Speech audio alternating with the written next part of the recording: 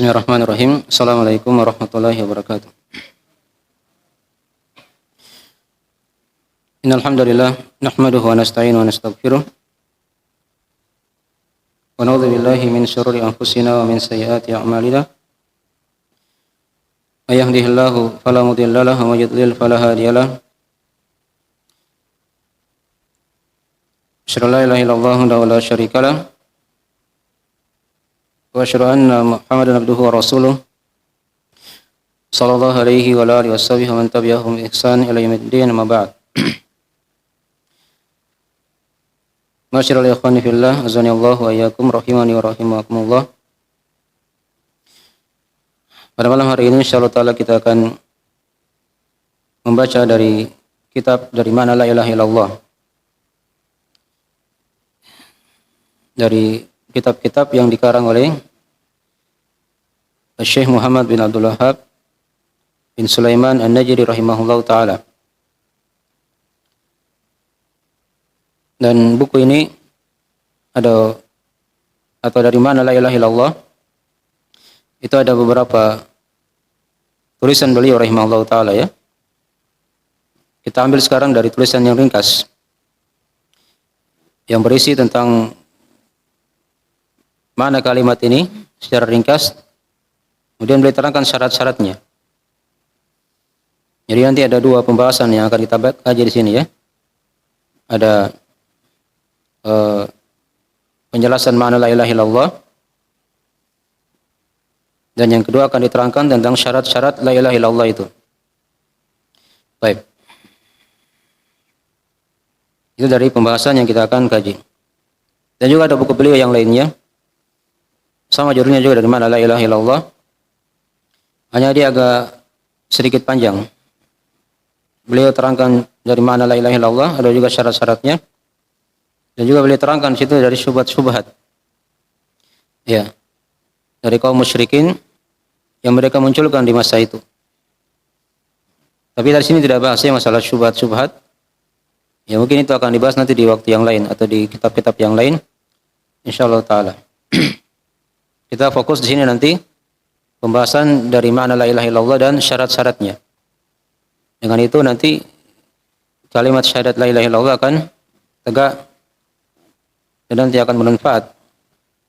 Masalah syubhat-syubhat, hal-hal yang rancu dalam memahami makna itu akan kita singgung insyaallah taala sedikit nanti di sela-sela pembahasan. Baik.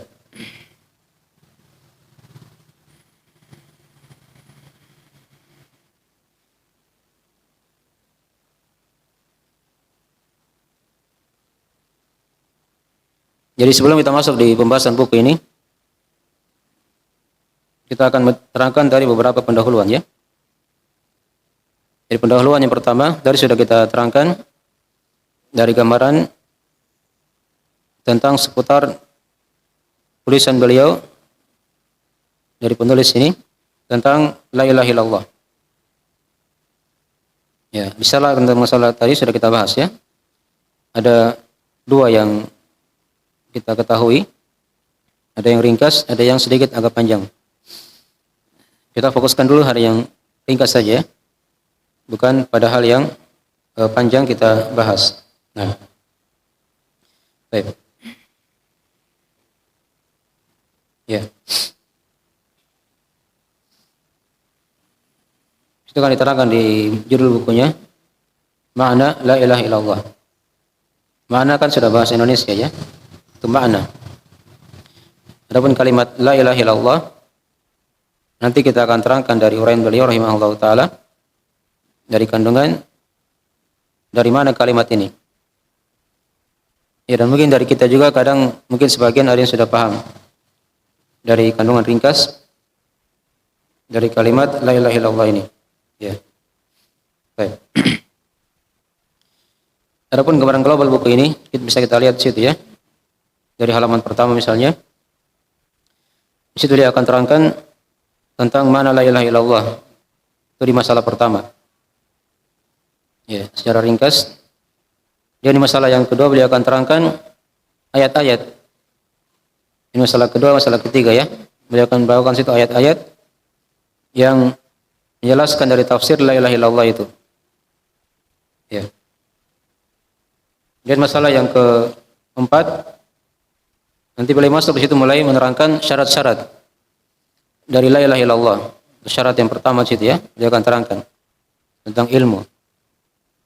Masalah yang kelima beliau akan terangkan syarat yang kedua tentang apa? Penerimaan. Masalah yang keenam beliau akan terangkan pada kita syarat yang ketiga tentang ikhlas. Ya. Antara syarat dari kalimat ini dia harus ikhlas. Kemudian syarat yang keempat beliau terangkan di masalah yang ketujuh tentang mahabbah, kecintaan. Ya. Syarat juga ya. Dari syarat la ilaha illallah. Kemudian di masalah yang ke-8 beliau akan terangkan kepada kita dari keharusan syarat yang keempat tadi itu. Ini beliau akan terangkan sedikit dari keharusannya. Ya. Dari syarat yang keempat. Baik. Kemudian masalah yang ke-9 beliau akan terangkan kepada kita dari keharusan yang kedua dari syarat yang keempat, masih berkaitan dengan syarat yang keempat. Yaitu apa tadi? Al-mahabbah, kecintaan. Nah. Di masalah yang ke-10 beliau akan terangkan kepada kita nanti tentang syarat yang kelima dari la ilaha illallah. Syarat yang kelima dari la ilaha illallah, yaitu al-inqiyad. Ada keterikatan ya. Baik. Di masalah yang ke-11 beliau akan terangkan kepada kita syarat yang ke-6 dari kalimat la ilaha illallah, yaitu tentang masalah al-yakin. Ya, keyakinan. Kemudian masalah yang ke-12 beliau akan terangkan kepada kita dari syarat yang ke-7, yaitu as-sidq. Nah, dia jujur ya, tulus dalam mengucapkan kalimat tauhid ini. Masalah yang ke-13 beliau akan terangkan kepada kita kesimpulan dari mana la ilaha illallah. Ya. Masalah yang ke-14 beliau akan terangkan kepada kita juga dari kesimpulan dari syarat la ilaha illallah. Ini 14 masalah ya yang kita akan terangkan insyaallah taala dari pembahasan buku ini. Ya. Jadi beliau tadi sudah tergambar ya. Di awal buku beliau akan terangkan dari mana la ilaha illallah secara ringkas. Dia terangkan dalil-dalilnya, ada 2 ayat. Setelah itu beliau terangkan mulai masuk di syarat-syarat. Ya, sampai 7 syarat beliau terangkan ya. Walaupun nanti akan kita tambah syarat yang ke-8 insyaallah taala. Ya. Kemudian di masalah 2 masalah terakhir kita sudah terangkan tadi, situ ada kesimpulan dari mana la ilaha illallah. Kesimpulan masalah yang pertama ya, dari mana la ilaha illallah. Kemudian masalah yang terakhir tadi yang ke-14 beliau akan terangkan situ kesimpulan dari syarat-syarat la ilaha illallah. Baik. Ini gambaran global buku yang kita akan kaji insyaallah taala. Ya. Itu buku yang kita akan bahas ya. Jadi sudah tergambar tadi bagaimana dari gambaran global buku ini. Adapun masalah yang kedua atau dari pendahuluan yang kedua, sebelum kita masuk di pembahasan buku, nah, kita akan terangkan dari biografi ringkas penulis rahimahullah taala. Ya, segera ini sudah sering kita baca dari biografinya ya. Beliau adalah Syekh Muhammad bin Abdul Wahhab bin Sulaiman. Ya, At-Tamimi An-Najdi rahimahullah taala. Nah, dari ulama-ulama yang dikatakan pembaharu dari umat ini. Beliau memperjelas kembali dari ajaran Islam yang sebenarnya yang sudah mulai hilang di masa itu. Dicampur oleh kesyirikan, nah, oleh bid'ah dan khurafat. Dipahami ya? Nah, ini dari uraian beliau. Jadi beliau kembali memperterang kembali, memperjelas dari Islam yang dibawa oleh Nabi Sallallahu Alaihi Wasallam. Jadi kalau dikatakan beliau sebagai pembaharu, itu bukan beliau bawa ajaran baru ya, sebagaimana yang disangka oleh orang-orang. beliau kembali menampakkan agama Nabi sallallahu alaihi wasallam yang sudah mulai terkaburkan di tengah manusia ketika itu. Karena adanya kesyirikan, bid'ah dan khurafat. Baik. Itu dari makna pembaharu, al-mujaddid. Dan setiap 100 tahun itu Allah Subhanahu wa taala akan bangkitkan orang-orang yang dikatakan al-mujaddid umat ini. Memperbaharui agama Allah Subhanahu wa taala, menampakkan kembali keislaman yang benar. Itu setiap 100 tahun diterangkan oleh Nabi sallallahu alaihi wasallam. Ya. Dan beliau rahimahullah taala itu hidup di abad yang ke-12 ya. Itu ada tanggal atau bukan tanggal ya, tahun kelahiran beliau di judul buku ini. Di 1115 Hijriah beliau lahir dan wafat di tahun 1206 Hijriah. Jadi umur beliau sekitaran 91 tahun. Rahimahullah taala. Ya. Baik.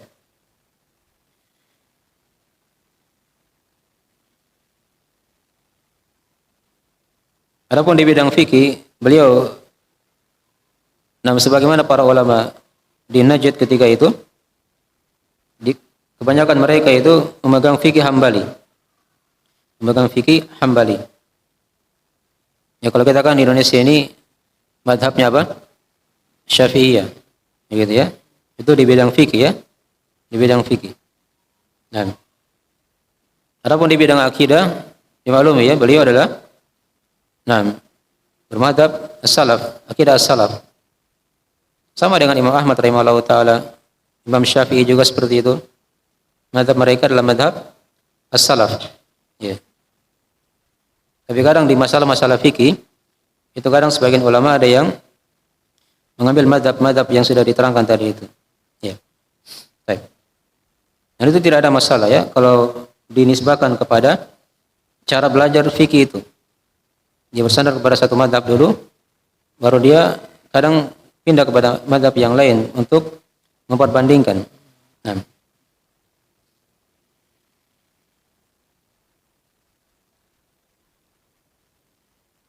Baik. Dan biografi beliau rahimahullah ta'ala itu sangatlah panjang. Ada yang menulis dari para ulama kita. Jelas dari biografi beliau sudah sering kita baca ya. Beliau kan belajar, itu dididik oleh kakek beliau, yaitu Syekh Sulaiman bin Ali An-Najri rahimahullah.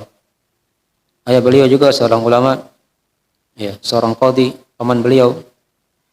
Nah, jadi beliau itu tumbuh memang di di madrasah ilmu agama, sehingga beliau bisa hafal Al-Quranul Karim ketika belum sampai 10 tahun, rahimahullah ta'ala.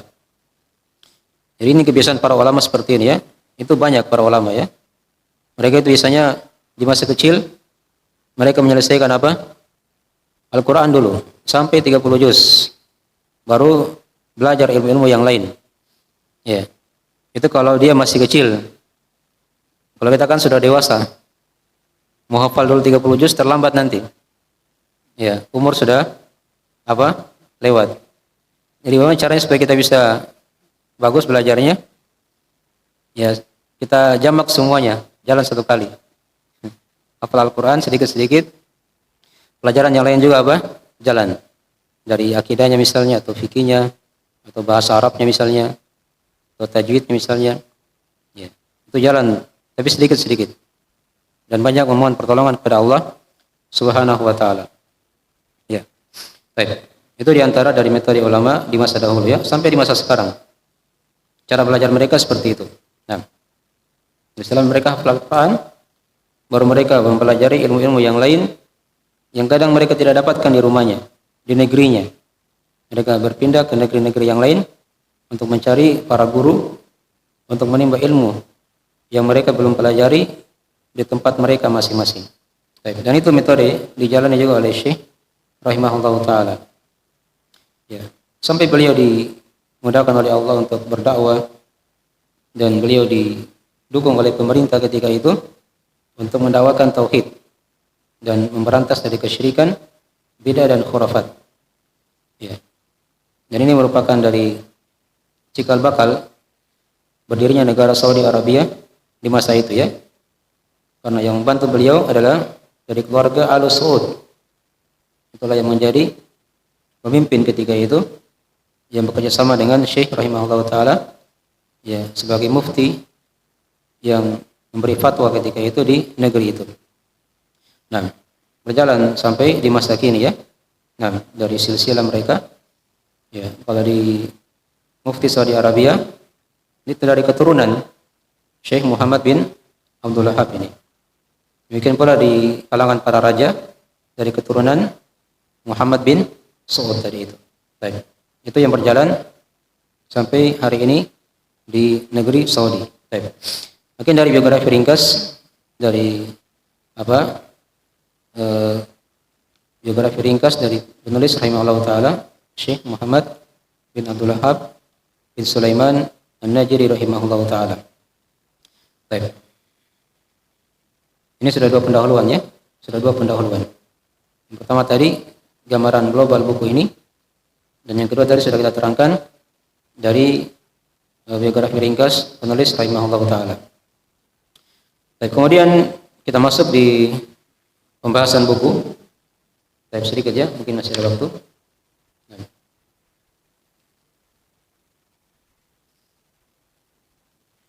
Ya, di awal buku tulisan Bismillahirrahmanirrahim itu bukan dari beliau rahimahullah taala ya. Karena kita ambil risalah beliau ini itu di sela-sela buku-buku beliau yang lainnya. Itu digabung oleh beliau. Jadi tambahan dari kita, tambahan Bismillahirrahmanirrahim untuk mencari keberkahan di sisi Allah Subhanahu wa taala, memulai tulisan dengan apa? Bismillahirrahmanirrahim. Dan itu sudah sering kita ulang-ulangi ya. Manfaat dari seorang memulai dengan Bismillahirrahmanirrahim.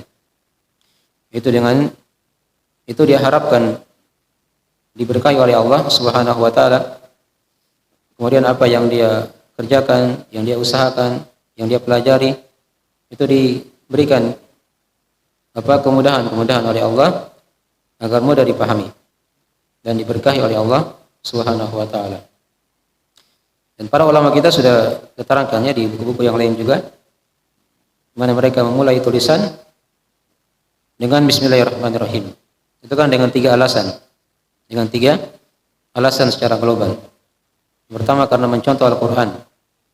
Al-Quran, seluruh surah-surahnya dimulai dengan Bismillahirrahmanirrahim, kecuali surah apa? At-Taubah. Atau surah Al-Bara'ah. Ya, surah Bara'ah. Itu dia tidak pakai Bismillahirrahmanirrahim. Seluruh surah Al-Quran dari Al-Fatihah, Al-Baqarah, Ali Imran, An-Nisa sampai An-Nas, surah-surah pendek, itu menggunakan awalnya dengan Bismillahirrahmanirrahim. Dan itu bukan ayat dari Al-Quran, pembuka ya, dari surah Al-Quran Al-Karim. Kecuali surah Al-Fatihah, itu ada silang pendapat di kalangan ulama. Nah, alasan yang kedua, dari para ulama kita memulai tulisan mereka dengan Bismillahirrahmanirrahim, itu sudah sering kita ulangi ya, karena mencontoh apa? Sunnah Nabi sallallahu alaihi wasallam. Di antara sunnah Nabi sallallahu alaihi wasallam adalah memulai tulisan dengan Bismillahirrahmanirrahim. Ya, beliau kirim surat kepada para raja ketika itu kan, pada Raja Heraklius, para Raja Kisra, Kaisar, Raja Najasyi, dan selainnya. Itu dimulai dengan Bismillahirrahmanirrahim. Ya. Baru diterangkan di situ dari siapa surat itu dan seterusnya isi surat. Ya. Mungkin pula di perjanjian beliau juga seperti di Hudaybiyah ya. Beliau juga memulai dengan Bismillahirrahmanirrahim. Bahkan ini sudah merupakan sunnah para nabi dan rasul.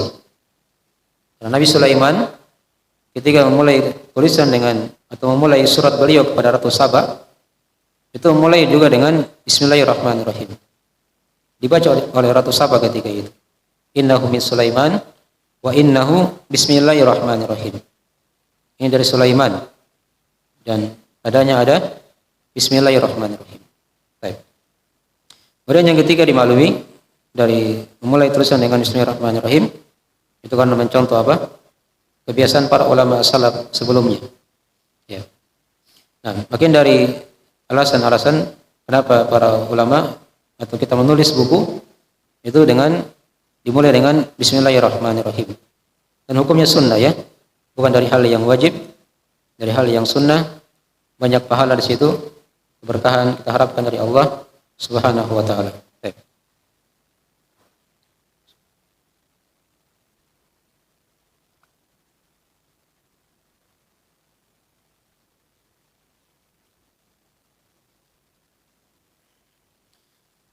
Baik, sekarang kita masuk melihat dari matan beliau rahimahullah taala di sini ya. Kata beliau rahimahullah taala di masalah yang pertama tentang makna la ilaha illallah. Walaupun ini belum kita terangkan mungkin lengkap ya. Kita bahas dulu sekarang dari beberapa masalah di sini. Kata beliau rahimahullah taala, "I'lam rahimakallah." Nah, anna kalimat al-ikhlas la ilaha illallah. Tapi ini dulu yang kita bahas ya. Ketahuilah semoga Allah merahmatimu bahwasanya kalimat keikhlasan itulah kalimat la ilaha illallah. Nah, jadi di sini beliau rahimahullah taala memulai bukunya dengan setelah tadi sudah kita baca judul buku ini, di awal tulisan beliau mendoakan kepada orang-orang yang membaca buku ini, yang mendengarkannya. Ya, i'lam rahimakallah. Ilmuilah atau ketahuilah semoga Allah merahmatimu. Ya. Jadi ini dari dasar ya. Dan ini sering beliau ulang-ulangi juga di buku-buku yang lain. Di buku Ushul Tsalatsa juga seperti itu ya. Atau di buku Shalatul Ushul. Ya, atau di buku 4 kaidah itu beliau juga terangkan dari awal pembahasan seperti ini, i'lam rahimakallah. Sekarang apa faedahnya beliau membawakan kalimat ini, i'lam rahimakallah? Nah, di antara faedahnya diterangkan oleh para ulama. Yang pertama, bahwasanya agama itu dibangun di atas ilmu. Ya. Agama itu dibangun di atas apa? Di atas ilmu. Beliau mulai dengan i'lam, ilmuilah. Artinya apa yang kita akan baca ini itu memang ada dasarnya dari ilmu agama Allah Subhanahu wa taala, dari Al-Qur'an atau hadis, bukan dari perkara yang diada-adakan. Ya, bukan dari perkara yang diada-adakan. Baik. Ini dari faedah yang pertama ya. Maksudnya agama itu dibangun di atas ilmu. Kemudian rahimakallah. Beliau doakan lagi dengan setelah beliau buka dengan kata i'lam, beliau lanjutkan dengan doa, rahimakallah, semoga Allah merahmatimu. Ya. Di sini ada faedah yang lain lagi, kata para ulama, ya, menunjukkan bahwasanya ilmu itu adalah rahmat. Ya. Ilmu itu adalah apa? Rahmat. Nah, untuk semesta alam.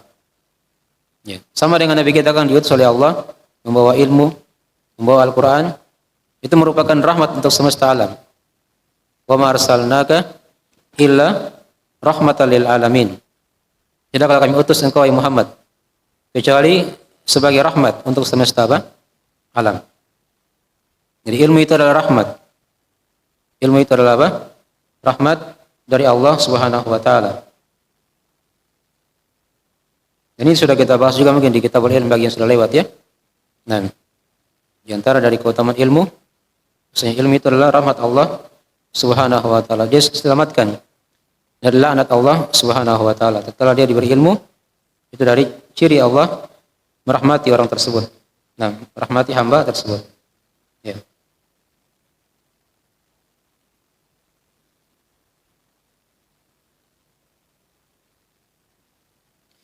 Baik, kemudian dari faedah yang ketiga dari kalimat i'lam rahimakallah,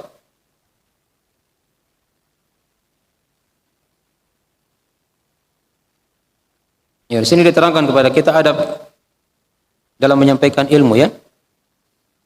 Di antara adab dalam menyampaikan ilmu agama. Sebelum dia sampaikan ilmu, dia doakan dulu dari orang-orang yang mendengarkan ilmu tersebut, yang akan membacanya. Atau kalau di majelis ilmu kan dia hadir, dia doakan dulu. Ya. dari orang-orang yang hadir. Itu dari adab ya. Dari adab-adab para ulama dalam menyampaikan apa? Ilmu agama. Walaupun dia bukan wajib. Dari hal yang disunahkan. Dari adab-adab dalam menyampaikan apa? Ilmu. Di antara adabnya, dia doakan siapa yang mendengarkan pelajaran itu, atau yang membacanya, atau yang hadir di majelis tersebut, dia doakan dengan apa? Dengan rahmat kepada Allah Subhanahu wa taala. Kemudian di antara faedah juga yang lain, kenapa beliau mulai dengan i'lam rahimakallah? Sudah yang berapa ini? Ya? Tidak, yang keberapa? Adab yang keberapa?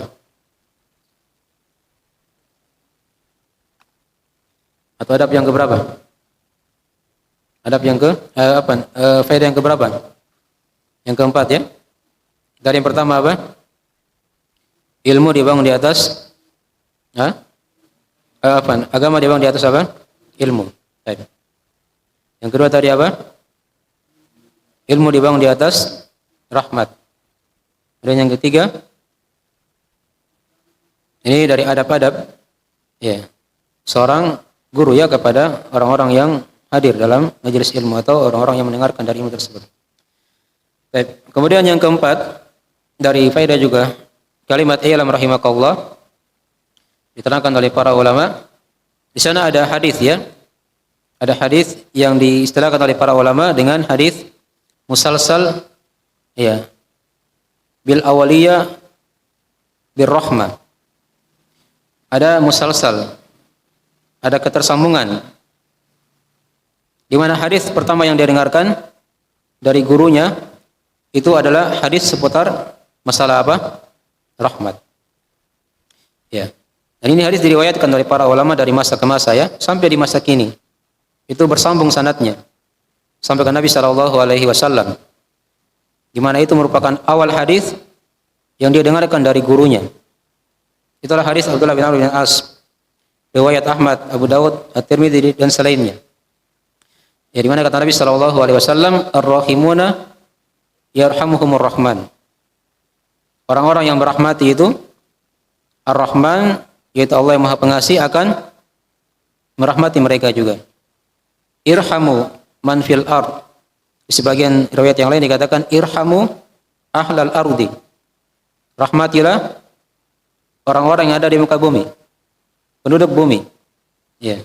Yarhamukum man fis sama. Maka Allah yang ada di atas langit akan merahmati kalian. Ini diantara kata para ulama ada hadis yang dikatakan musalsal terkait dari itu.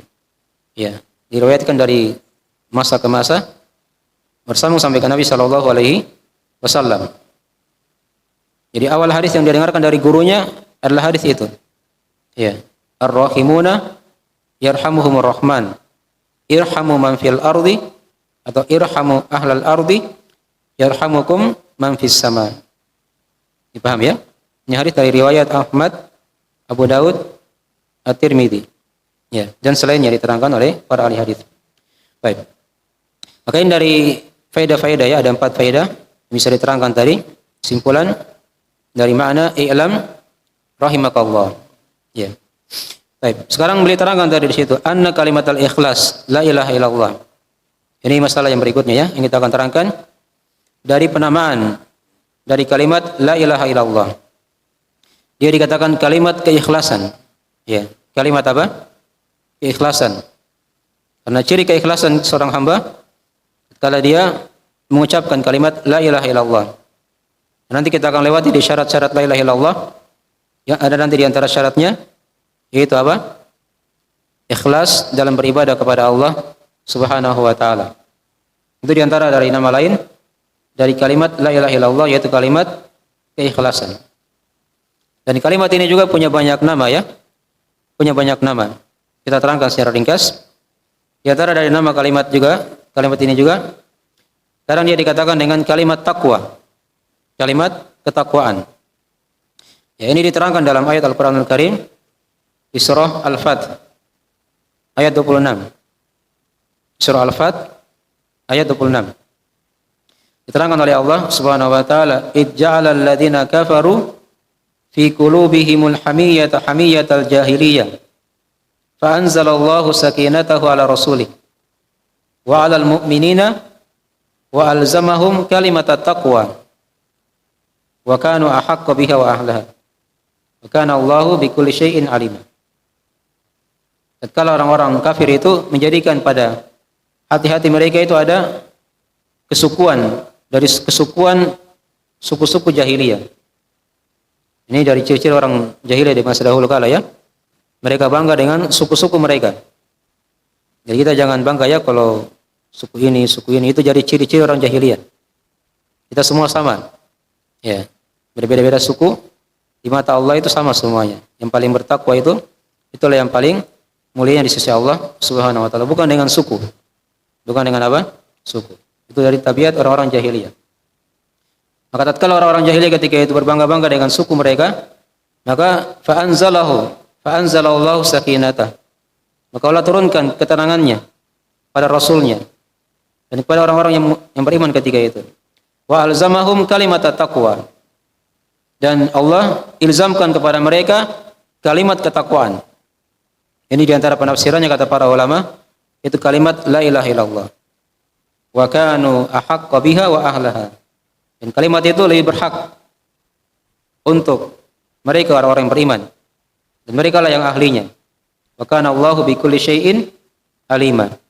Dan dialah Allah Maha mengetahui atas segala sesuatu.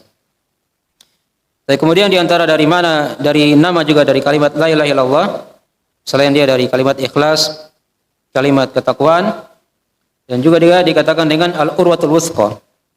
Al-urwatul wuthqa, tali yang kuat. Tali yang kuat. Ini sudah kita baca kemarin ayatnya ya. Di mana di kitab apa? Talqin. Di surah Al-Baqarah ayat 256. Faman yakfur bit-taghuti wa yu'min billah faqad istamsaka bil urwatil wuthqa la infisama laha. Siapa yang kafir kepada tagut dan dia beriman kepada Allah, maka kata Allah faqad istamsaka bil urwatil wuthqa, maka sungguh kata Allah dia telah berpegang dengan al-urwah al-wuthqa, tali yang sangat kuat. Itulah kalimat la ilaha illallah. Ini kalimat atau nama yang ketiga ya dari nama la ilaha illallah. Kalimat ikhlas, kalimat taqwa, dan kalimat apa? Al-urwatul wuthqa. Ya. Kemudian diantara dari nama yang lain lagi dari kalimat la ilaha illallah, ya, kadang dia dikatakan dengan kalimat fariqah bainal kufri wal Islam. Kalimat pembeda antara kekafiran dan keislaman. Ya. Nah, seorang ketika dia masuk Islam, diucapkan dengan kalimat apa? La ilaha illallah. Dengan itu dia masuk dalam Islam. Ya, sedikit lagi ya. Baik. Ini sudah berapa? Berapa penamaan? 4 ya. Baik. Penamaan yang kelima dari kalimat la ilaha illallah, kadang dia dikatakan dengan al-qaulus tsabit. Ya, al-qaul ats-tsabit. Nah, perkataan yang kokoh. Ini diterangkan di surah Ibrahim ayat 27. Nah, yusabbitullahu alladziina amanu bil qauli tsabit fil hayati dunya fil akhirah. Allah akan kuatkan orang-orang yang beriman. Ya, dengan al-qaul ats-tsabit. Dengan perkataan yang kokoh. Dikuatkan mereka di kehidupan dunia, di sakaratul maut, di alam kubur, dan di akhirat. Itulah kalimat la ilaha illallah. Ya. Dikatakan dia al-qaul ats-tsabit. Baik. Ada lagi beberapa penamaan yang lainnya nanti kita lengkapi insyaallah taala nanti di pertemuan berikutnya. Dan ini waktu sudah masuk. Ada yang tanyakan dari pelajaran? Baru berapa tadi itu? Baru 5 ya? Ya. Nanti kita lengkapi insyaallah taala nanti di talim berikutnya. Nah. Ada yang kurang jelas dari pertanyaan dari pelajaran?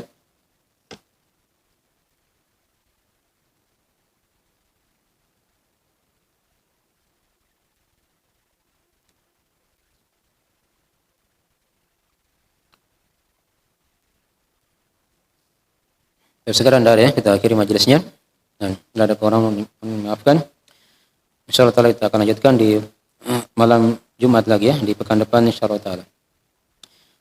Subhanakallahumma bihamdik, asyhadu an la ilaha illa anta, astaghfiruka wa atubu ilaik. Wassalamualaikum warahmatullahi wabarakatuh.